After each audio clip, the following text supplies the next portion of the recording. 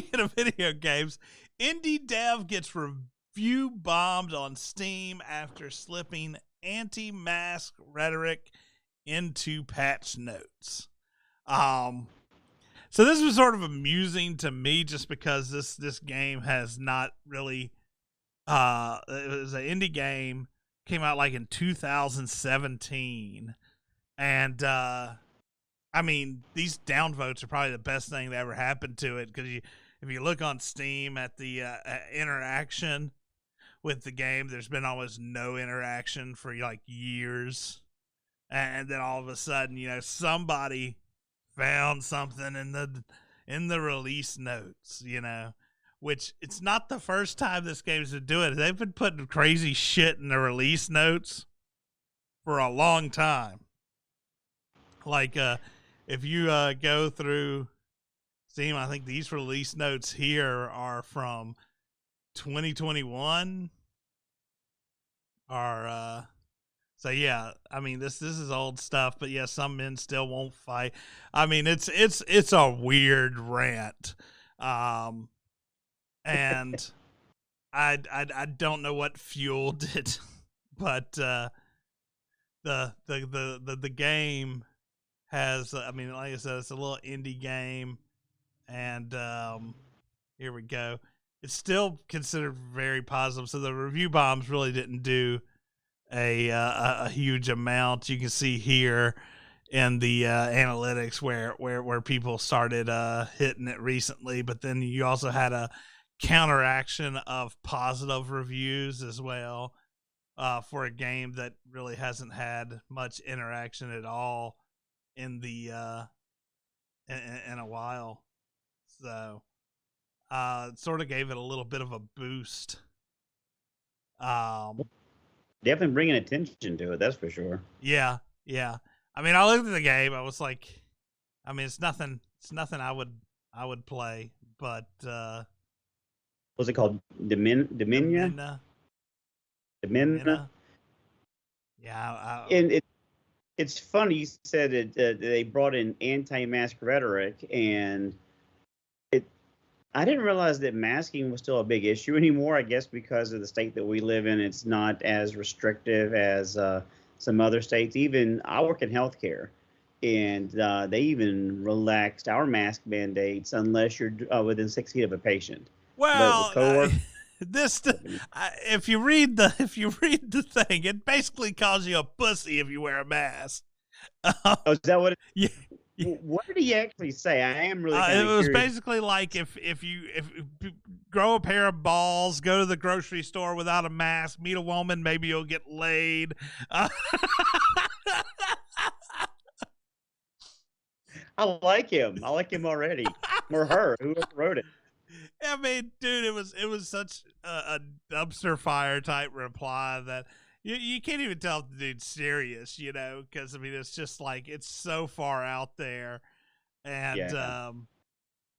it was but yeah, so a few people got upset about it, started review bombing, and I mean the review bombs equaled about 400 downvotes or something, which isn't that big of a review bomb considering the internet, Oh yeah. But other level. than that, the other interesting thing on this that got me was, of course, this is Eurogamer, which has applauded many games for putting in certain political content, but at the same time, here they're like, games are not where these types of opinions should be said. It's supposed to be a game. We're having fun. And I'm just like, whoa, that is what you said last time when something was in a game that you agreed with.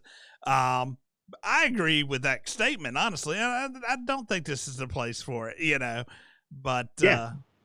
I prefer conversation, talking to people, but instead of just, that's why we try to get people in the chat room. We reply to our comments on YouTube because we like conversation. I like conversation, but yeah, no, I mean just the hypocrisy of these things still just burns me every time I see them.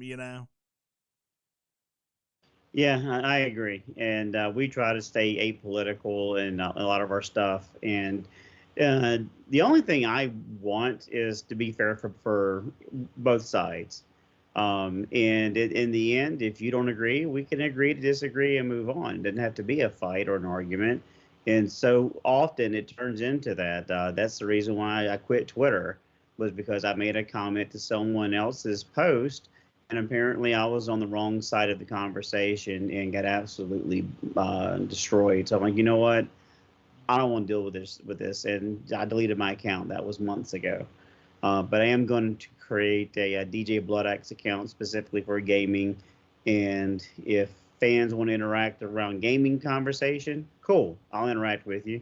You want to get political? I won't kick you from a follower, but I'll mute you from the conversation. I mean, my thing is, Because we go to all these cons, man, and there's so many different, uh, I guess, mentalities at these cons. I mean, we when we were down on the coast, we saw some people wearing masks, some people weren't. There was somebody giving out prizes for people that were wearing masks. You know, obviously they were pro mask, whatever. Didn't bother me. Um, and we've had conversations with all these people, you know, and everybody seems generally to be able to have a conversation. It's the one thing that gets me, I guess, about a lot of these magazines and stuff like that is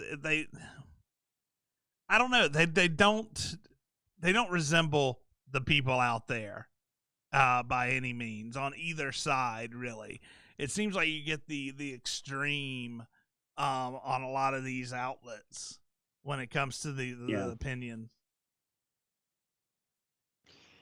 you do. And I mean, once upon a time, it used to be, I disagree with your opinion, but I'll fight for your right to have your opinion.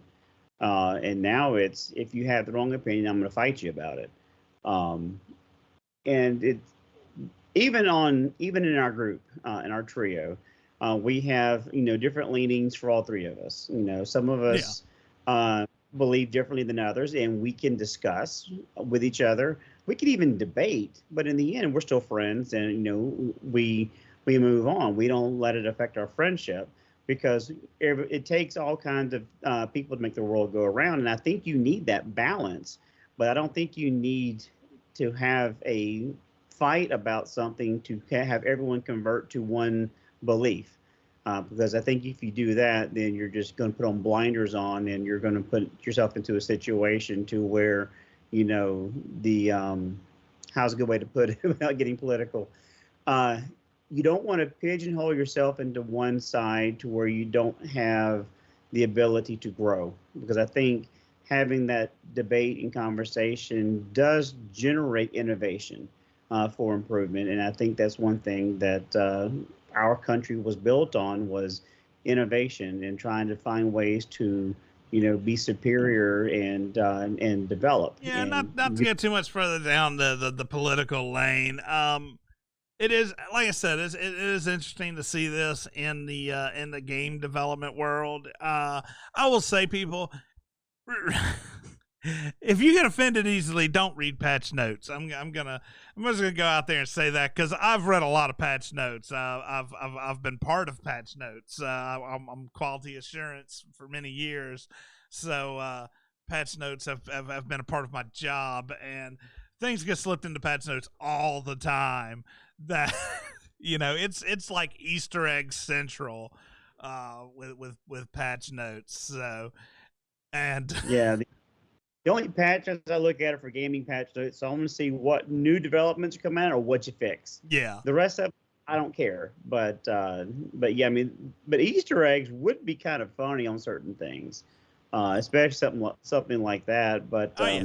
Well, this person they chose the wrong Easter egg. They decided to take a controversial topic and throw that into the patch notes instead of just something a little more off kilter.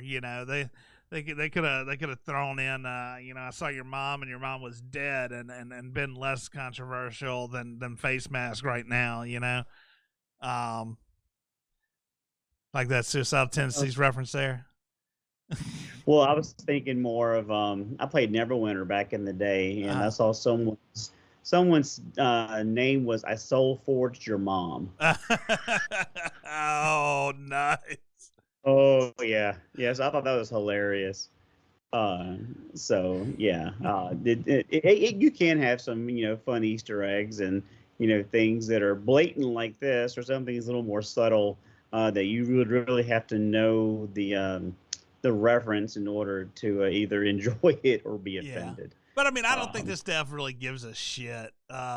If you look, I it, mean, the developer has one game. This is their one game. They're not associated with any other developer.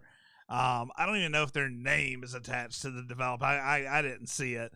yeah. So I mean, this was just a no risk fuck you. If anything else. Well, I mean, it's an indie game, and a lot of indie games don't gain a lot of traction. So the fact that people are talking about it is just generating publicity for them. So they may be able to gain more interest, more downloads, and then possibly make more games. So it's kind of a brilliant concept. Well, no, and it's one we've seen quite a bit actually. The whole shock value concept. I mean, you've seen it in music, you've seen it, and we've seen it in games. You know, movies, TV, and this is one that got a bunch of people. I mean, we're talking about it here on our show right now. So there Yeah. you go. All right, I think that's gonna wrap up everything, man. On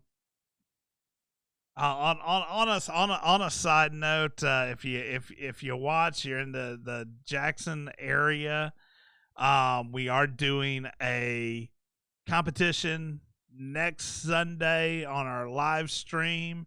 So be sure to join our live stream next Sunday if you're in Jackson, Mississippi, or you're willing to drive to Jackson, Mississippi to Vans Comic Cards and Games, because we're gonna work with them on giving away this really cool Overwatch statue that they have. We'll show some pictures of it next during the stream next week.